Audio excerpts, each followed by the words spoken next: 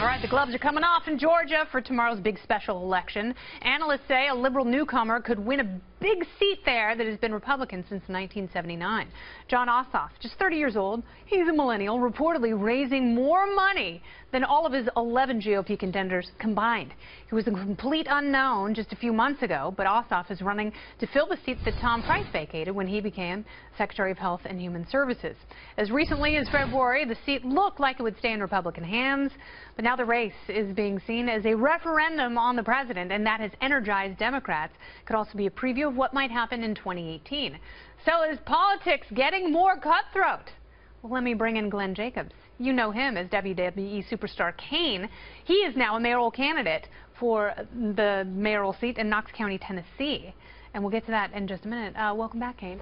Thank you. How you doing? So this is a crazy time to run for office, and I want to get to your run in just a little bit. But do you think Republicans are in trouble in 2018 because of the political climate now? And does this race in Georgia sort of illustrate that? I don't know if the race in Georgia is indicative of that. You know, the big story, of course, from the left has been Donald Trump's tax returns. Yeah. But I think a bigger question is whatever happened to those emails that Lois Lerner had from the IRS. I think that's what people are tired of, is the fact that if you ever get audited by the IRS, okay, and you were to say, oh, I lost these emails which prove my innocence, they're not just going to say, oh, we're sorry for the inconvenience, have a nice day. Yeah. You're going to be in a lot of trouble. But if you're a high government official, if you're the head of the IRS, somehow that's okay. Yeah, exactly. Yeah. It's not the same set of standards. Exactly. Here. So you are running as a Republican in your home state of Tennessee, and you pointed out you've been all over the world, but you and your family have chosen to live in that part of the country. What do you hope to achieve in this run, and if you are elected as mayor? Knox County is already a great place to live.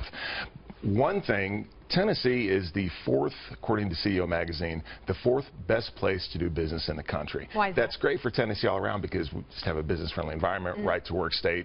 The General Assembly has done a very good job of making Tennessee a very favorable environment for business. Yeah.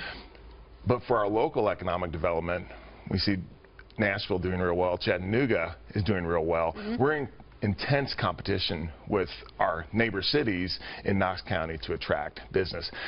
I think the key, one of the keys, is having a world-class workforce. Yeah. And I believe that what's happened with all this overreach from the Department of Education in Washington That's right. is it's really damaged the ability of our local school board, of our wonderful teachers in Knox County, and administrators to do what they do best. Okay, so educate. you and I talked a little bit about vocational training before the show.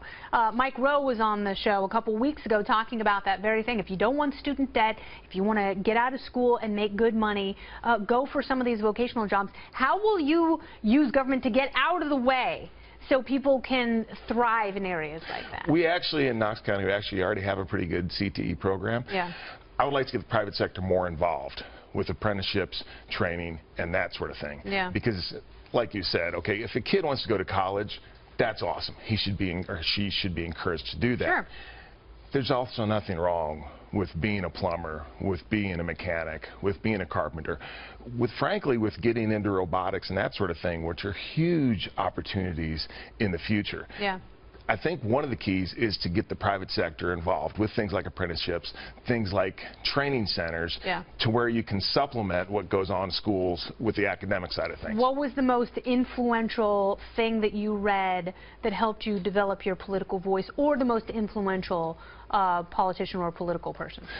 There's been a lot of them, from Ronald Reagan to F.A. Hayek to Ron Paul, and most recently Rand Paul. And it's so wonderful to see the emergence of Senator Rand Paul, Thomas Massey, Justin Amash, Mike Lee, those guys that are pulling the Republican Party in the direction of liberty and free markets. Yeah, absolutely. And that's where you are. We'll see how you are doing in this year run-up to the mayoral race.